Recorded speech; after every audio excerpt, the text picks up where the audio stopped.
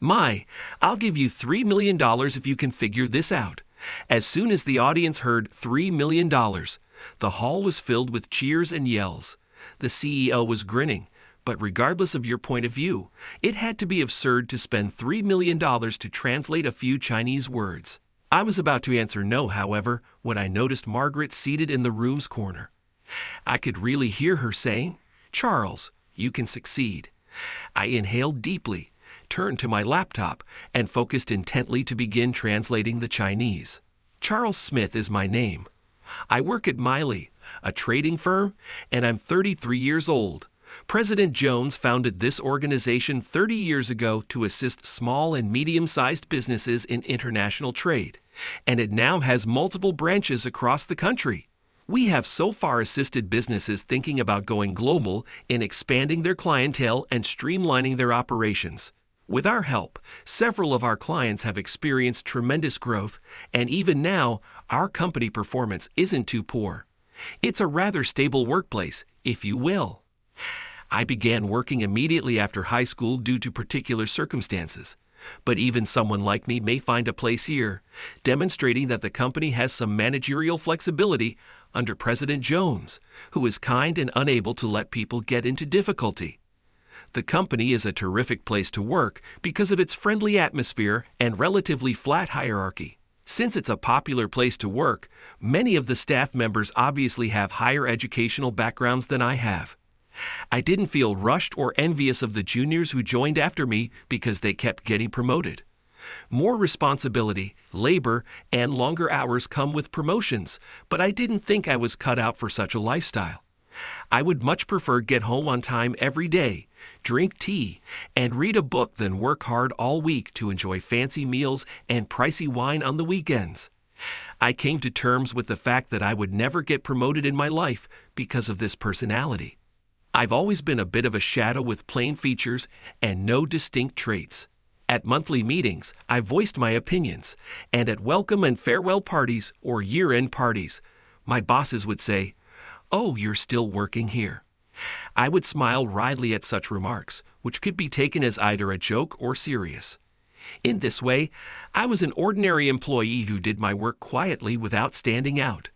I had no particular interest in promotions or honors and just wanted to live peacefully until retirement. But disrupting my peaceful days was a man named Will Taylor, my former colleague, and now my boss. He is the exact opposite of me, driven by ambition and a desire for promotion, and tackles his work with gusto. Moreover, he often brags about being a high-achieving graduate from a prestigious private university. What's with this calculation error? Where did you graduate from again? Never heard of that school. It's not even a real university. If it's an FR rank, he would mock his subordinates mercilessly whenever they made mistakes. Yet, when one of his subordinates was about to close a big deal, Will would suddenly appear and say, "For you, this is a decent job. Leave the rest to me and go do some chores," claiming the credit for himself. Even if they tried to protest, Will surrounded himself with similarly high-educated employees who were the core of the sales department, making it impossible to compete. Employees who tried to oppose him were relentlessly pushed out until they quit. The higher-ups never reprimanded him because Will delivered outstanding results. Moreover, he took good care of the well-educated employees, acting as a bright and dependable mentor. He was a sly and troublesome employee who rarely got caught. Of course, education is one measure to judge a person, and it reflects how much they studied over time. But Will's way of judging people solely by their education didn't sit well with me. Naturally, Will disliked me for being a high school graduate, but as we were former colleagues, he didn't blatantly harass me. Still, he would often say, "Seeing someone as indecisive as Charles irritates me. The intelligence level of high school graduates is too low to understand each other," looking down on me with contempt. This caused his followers to also look at me coldly. One day, a few new employees arrived at our branch for training. They ranged from fresh-faced 20-somethings to experienced individuals in their 40s. Among them, the one who caught everyone's attention was a woman named Margaret Davis. "Hey, the new person who joined is stunningly beautiful." "Oh, really?" I wasn't particularly interested, but my colleagues watched the woman introducing herself with grins on their faces. "Nice to meet you. I'm Margaret Davis," she said with a smile, receiving a round of applause. Margaret, our new coworker, had smooth, snow-like skin, large dark eyes, and slightly upturned lips painted a modest pink. Even I was momentarily captivated by her beauty. I wondered why someone so beautiful would join a mid-sized trading company like ours. However, it turned out that she had been working at a similar company, and our higher-ups had headhunted her for her exceptional skills. She's 29, 4 years younger than me. To be so talented at such a young age made her seem like a completely different type of person from me. Thinking that, I quickly returned to my desk to finish the pile of paperwork Will had dumped on me first thing this morning. But as soon as Will and his cronies heard about Margaret's background, they started approaching her. "Margaret, you graduated from a pretty good university. We have high expectations for you. My school might have had a high ranking, but here I'm a newcomer, so I'll work hard from the basics," she replied earnestly. Will burst into a crude laugh at her serious answer. "No, someone as capable as you is more than welcome here, unlike those who just sit at their desks and get a paycheck." As he said that, Will probably turned to look at me. Hearing Will's slightly raised voice, I focused on the work in front of me. It's best to stay away from bad examples like that. "I can teach you a lot, so feel free to rely on me anytime." Yes, Margaret probably couldn't stand up to her new boss. Will was too strongly noticing her troubled expression and vague response. I thought this was a bit problematic. I had been glued to my computer for a while when an unfamiliar female voice suddenly called out to me. Excuse me." "Yes, can I help you?" I looked up from my computer screen, and there stood Margaret. "May I know your name?" "Oh, it's Charles Smith." It seemed she was making the rounds to greet everyone. "I noticed you weren't there when I introduced myself earlier." "Oh, I had to return to my desk in the middle of it. I'm swamped with work. Sorry about that." She had made the effort to stop by my desk. I hurriedly stood up, looking forward to working with you. Likewise. A superficial greeting should be enough. She would surely forget about me soon enough. Thinking this, I returned to my work, feeling at ease. But contrary to my expectations, her attentiveness persisted. Even a month after joining, Margaret would frequently talk to me. "Good morning, Charles." "Good morning." She chuckled at my awkward greeting, then reached out to my head as if she noticed something. "Your hair is sticking up here. Maybe it's bedhead," as she smoothed down my hair. It felt as though she was gently patting my head. "You might be short on time in the mornings, but cleanliness is crucial in sales. It's good to take a quick look in the mirror before you leave." Despite her mild reprimand, Margaret was smiling warmly. My coworkers were staring at Margaret and me with wide eyes, whispering among themselves from a distance. Seeing their reactions made me want to bury my head in my hands. I had always blended into the background, barely noticeable, but now I was suddenly the center of attention. Feeling embarrassed and uncomfortable, whether she noticed or not, Margaret kept fussing with my hair, murmuring things like, "Maybe if I do this." "Oh, it's sticking up again," completely ignoring the stares of others and how I felt. This is a bit ticklish. "Oh, I'm looking for some sweets to bring to a CL. Can you recommend something, Charles?" Margaret tilted her head and asked me with a sweet smile. Desperate to end this interaction, I nodded repeatedly. My brain only started functioning properly after Margaret left. Even as I resumed my work, my mind was buzzing with the fact that a woman had sought my advice. I love sweets and often keep some on my desk. I tend to order new releases or popular items trending on social media, which must have caught Margaret's eye. Realizing the gravity of the situation, I felt anxious, but it seemed Will was equally unsettled. Despite working at a distant desk, he began handling papers roughly and glared at me with anger-filled eyes. "Don't get the wrong idea. It's just that we can't rely on an incompetent employee like you for actual work. Stick to tasks that don't require a degree, like picking out gifts." It seemed Will had taken a real liking to Margaret. He was clearly upset that she had come to me instead of him. All my efforts to stay unnoticed were in vain, and as I found myself on Will's radar more than ever, Margaret continued to greet me first thing every morning and naturally sit with me in the cafeteria. Her constant attention made me wonder if she had feelings for me, but I reminded myself to stay calm. There was no way someone as plain as me could attract someone as beautiful and competent as Margaret. She was probably just being friendly or saw me as a harmless mascot. As I tried to keep these thoughts in check, the company's anniversary party approached. This year marked the 30th anniversary, and it was going to be a grand celebration with all employees invited. Rumors spread that even the usually unseen company president would attend, making everyone increasingly anxious. Among them, Will was particularly elated. Every day, he strutted around the office with a broad grin. The company expects great things from me with the president attending. It's the perfect opportunity to show how capable I am. Will seemed more interested in flaunting his abilities than in celebrating the company's growth or sharing the management vision with his colleagues. All he seemed to care about was how to climb the corporate ladder as quickly as possible. I learned that Will had volunteered to be the organizer shortly after that. The company's anniversary party was a significant event. Being the organizer was a huge responsibility, but successfully pulling it off could leave a good impression on the higher-ups. Will, grinning proudly, told his entourage, "If I make this a success, my promotion will be just around the corner, and I'll make sure you all benefit from it too." With that, Will formed an organizing team and actively started deciding on the event details and venue. But he left the time-consuming tasks, like arranging the venue and decorations, to his subordinates. Just like with his usual work, the actual hands-on tasks were done by his team, while Will handled the easy and visible parts. He then presented it to the higher-ups as if he had done everything himself. Will made a point of coming over to my desk, his grin widening. "You're probably useless for this, given your low education, so I won't assign you any tasks. But don't hesitate to come. You work here too, so you must attend the event." "Yes, understood," I replied. Will walked away looking pleased with himself. As he left, I had a strong intuition that he was planning something. The day of the anniversary party arrived, held in a large venue. It was a grand affair, and Will handled his role as organizer seamlessly. Despite his unpleasantness, he was a capable man.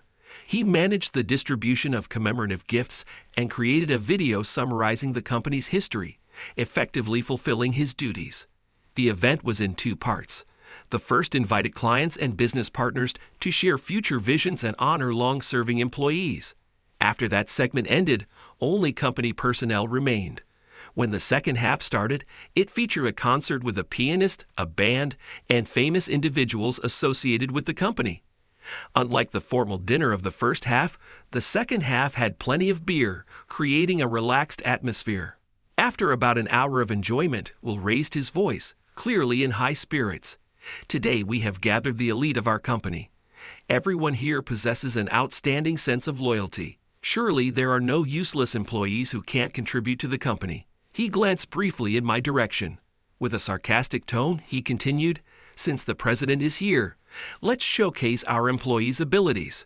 Trade is all about English. We'll conduct a surprise test to see how strong our English skills are." His exaggerated tone, reminiscent of a strict teacher, elicited laughter from the crowd. Will's English test involved randomly selected employees coming forward to translate given sentences as quickly and accurately as possible. Initially, basic business English questions were posed to the younger employees. "Even if you just joined, you should be able to answer these," Will urge them as the facilitator. The new employees, sweating and racking their brains, struggled through the questions. Senior employees heckled, "If you can't even understand this English, you're worse than students." Even though it was just entertainment, the sight of these employees being humiliated in front of everyone gave me a bad feeling. President Jones, who values this company and its employees above all else, watched the spectacle. It said that he was so devoted to the company in his youth that his wife left with their young child. Since then, he's treated the company and its employees as his own children. I wondered if he found this scene distasteful. However, he watched with a light smile, wine glass in hand, and even cheered, "Good job, keep it up." Clearly, he was too drunk to call off the event. Eventually, the newcomers, unable to translate much due to nerves and difficulty, trudged back to their seats. My pained expression must have looked defiant to Will. Grinning, Will stared at me. I thought our employees could easily translate this, but it seems it was too difficult. But don't worry, newcomers. Our company has employees with far less ability working proudly. Will announced over the microphone and called my name. Our incompetent employee Charles, a high school graduate, will demonstrate his English skills to reassure the newcomers, he said, pointing his upturned palm towards me and beckoning provocatively. As he commanded me to come forward, I felt the eyes of the entire room on me. Realizing there was no escape, I reluctantly walked over to stand next to Will. Let's compare the translation skills of this incompetent man and myself, a competent employee. You'll see what happens to those who haven't put in the effort to learn throughout their lives, Will declared, causing another stir in the audience amidst the murmurs of how a high school graduate couldn't possibly manage. The president stood up, taking the microphone. He made an unexpected announcement. Using the prepared questions would be too advantageous for Will. As the organizer, I'll present the questions myself. Will froze for a moment, then realizing this was a perfect opportunity to showcase his skills to the president, accepted the challenge with a gleeful expression. Meanwhile, I just wanted the ordeal to end and to slip back to my seat unnoticed. Seeing no objections, the president produced 2 magazines. Our major trading partner abroad is China. Do you remember the directive from 2 years ago to learn Chinese? The room buzzed with whispers. It was true that a company-wide email had instructed all employees to study Chinese. Additionally, the company offered to cover part of the learning expenses. While I had no intention of learning Chinese, I knew some colleagues attended a school near the station or took online classes. But no matter how hard I tried to remember, I had never seen Will studying Chinese. Here, I have a Chinese economic magazine. How about translating the same page? At this unexpected suggestion, Will turned pale as he listened to the president smiling. The president continued, "Can you translate it clearly enough to satisfy me? If you can solve this, I'll give you $3 million. At the mention of $3 million, a mix of screams and cheers erupted in the room. Surely, $3 million was a joke. Will had brought up a surprise test, something reminiscent of school days, so the president must have decided to play along, probably planning to wave around a paper with $3 million written on it and say, "Just kidding." I heard whispers from the employees. No way a high school grad understands Chinese. The president's joking around disappointed me. I respected President Jones for valuing the company and its employees, but was he also looking down on my high school education? Thinking this, I was ready to decline and let Will take the win. I didn't care if the quiz fizzled out or if the anniversary party turned awkward. But just as I was about to say I decline, I made eye contact with Margaret, sitting in the corner of the room. She had been watching me from the start. Even when I looked away several times, she kept her serious gaze on me. I could almost hear her cheering. "Charles, you can do it." When was the last time someone cheered for me? A moment ago, I was set on backing out, but I didn't want to disappoint her. I shook off my hesitation and decided to give it my all. In front of me was a laptop for typing my answers, the same as Will. I took a deep breath, focused, and began translating the Chinese text. I scanned a few lines ahead, figuring out how to accurately convey the meaning in English. I mentally sifted through several options, typing out my translations in the otherwise silent room. Meanwhile, Will just stared at me in shock, muttering, "What? How is Charles? I don't get it." Before he could finish his sentence, I completed my translation and handed it to the president. He read it carefully for a moment, then put his hand on my back with a broad smile. "This is excellent. It's clear and accurately translates tricky parts often misunderstood in overseas contracts," he announced. He then gave me a warm round of applause. Seeing the president's reaction, a few employees began to clap hesitantly, which quickly grew into a rousing ovation throughout the room. Meanwhile, Will abandoned his blank laptop and stormed over to me. "Hey, what just happened? How did you cheat? There's no way a high school graduate like you understands Chinese." As Will, pale with rage, grabbed me, I calmly replied, "I didn't do anything special. I just translated it. That's impossible. A high school graduate like you couldn't have learned it. A foreign language like a university student? Realizing there was no escaping this now, I reluctantly began to tell the truth. Actually, my education in Japan ended with high school. After that, I went to Harvard. That's where I thoroughly studied Chinese. Harvard has one of the best language programs, and students from all over the world come to learn various languages. In the classroom, using English was prohibited. In addition to regular university classes, the language program assigned mountains of homework, making it a rigorous course. However, within 6 months, you could master the language. I had an overseas academic background, but I kept it quiet because I didn't want to be judged by my education. Never did I expect to reveal it at a company party. Even after hearing the truth, Will just shook his head in disbelief, growing paler. Instead of believing me, he searched everywhere, from my suit pockets to my wallet, looking for any hidden answers. Finding nothing, he grew increasingly frustrated and shouted louder, "President, let's do it again. This time in English. There's no way he knows Chinese. This must be a mistake." "Calm down and take a seat," the president said, taking a sip of water instead of wine. He then continued with an unexpected announcement. "I have something to tell everyone. For a long time, I've been concerned about the increasing turnover rate among our employees." The room fell silent, everyone listening intently. The president went on, "This trend is particularly strong among employees who joined us with only a high school diploma. So today, I've been observing your behavior directly. Most employees listened with bated breath, while a few turned noticeably pale. Will and his entourage. After observing today's events, I understood why the turnover rate is so high. With all due respect, I don't understand what you mean. Employees with good academic backgrounds are excellent because they can continue studying." Will, not grasping that he was being reprimanded, hastily made excuses, which only made things worse. "Stop thinking that life is determined by academic background.